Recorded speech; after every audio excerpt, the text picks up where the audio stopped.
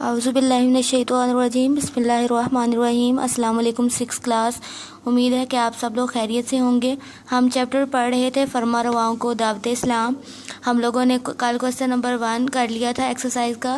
آج ہم question number 2 پڑھیں گے۔ کوسچن نمبر 2 دیکھیے، کیسر روم کے نام لکھے گئے خط کا متن تحریر کریں، اس خط کا نتیجہ کیا برآمد ہوا۔ ہاں جی، آپ نے کیسر روم کے نام جو خط لکھا تھا آپ صلی اللہ علیہ وآلہ وسلم نے، اس کا خط کا ہم نے جو متن ہے وہ بتانا ہے اور اس کا نتیجہ کیا نکلا تھا یہ بتانا ہے ہم لوگوں نے۔ تو آپ پیج کو ٹرن کریں گے، اگین ٹرن کریں گے، فرسٹ پیج پہ آ جائیں گے۔ اس چیپٹر جہاں سے یہ چیپٹر سٹارٹ ہوا تھا، پیج نمبر ہے آپ کا 33۔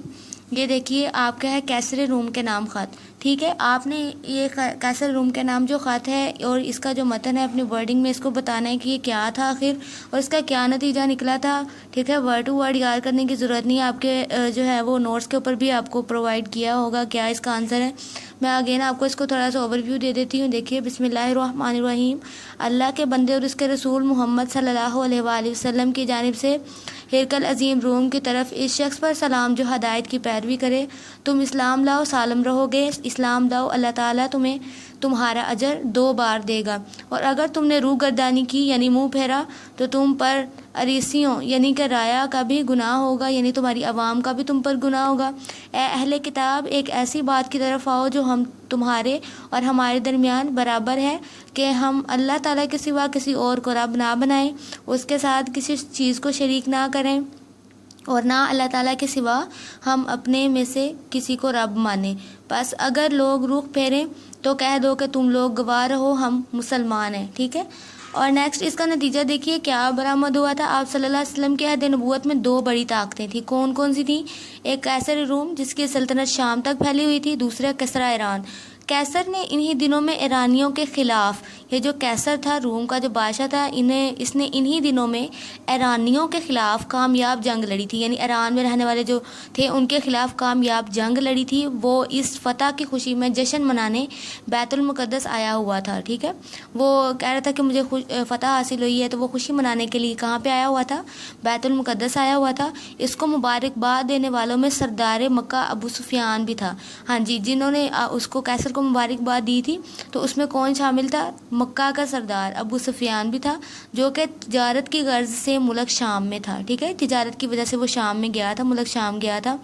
جب حضور صلی اللہ علیہ وآلہ وسلم کے قاصد یعنی کہ پیغام پہنچانے والے حضرت دحیہ کلبی رضی اللہ تعالیٰ عنہ آپ صلی اللہ علیہ وآلہ وسلم کا پیغام لے کر ہرقل کیسر روم کے دربار میں پہنچے، تو ہرقل نے صورتحال معلوم کرنے کے لیے ابو سفیان کو بلایا، یعنی کہ اس نے پوچھا کہ کیا صورتحال ہے، یہ کیا ہے، کس چیز کی مجھے دعوت دی جا رہی ہے، یہ کس بارے میں ہے، اسلام کیسا مذہب ہے، اور آپ صلی اللہ علیہ وسلم کے بارے میں اس نے پوچھنے کے لیے ابو سفیان کو بلایا۔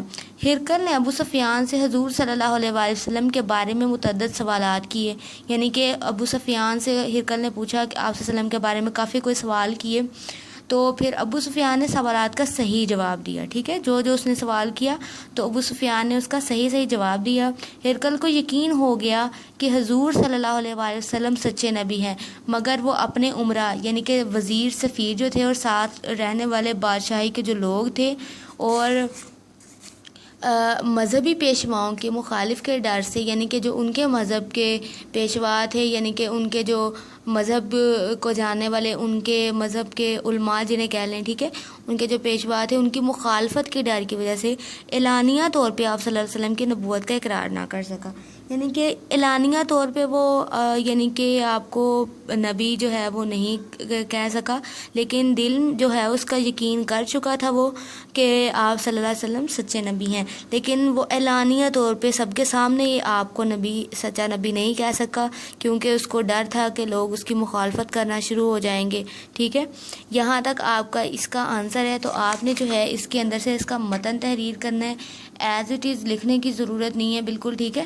یہ تو آپ نے لکھنا ہی ہے کیونکہ یہ خط ہے، اور نیکسٹ آپ نے جو ہے اس کا بتا دینا ہے کہ اس طرح سے اس سے صورتحال معلوم ہوئی تھی، اس نے ایسے ایسے بلایا ابو سفیان کو، ٹھیک ہے، اور اس کا نتیجہ یہ نکلا کہ وہ ویسے تو اس نے مان لیا کہ آپ سچے نبی ہیں، لیکن سب کے سامنے وہ نہیں مان سکا، ٹھیک ہے۔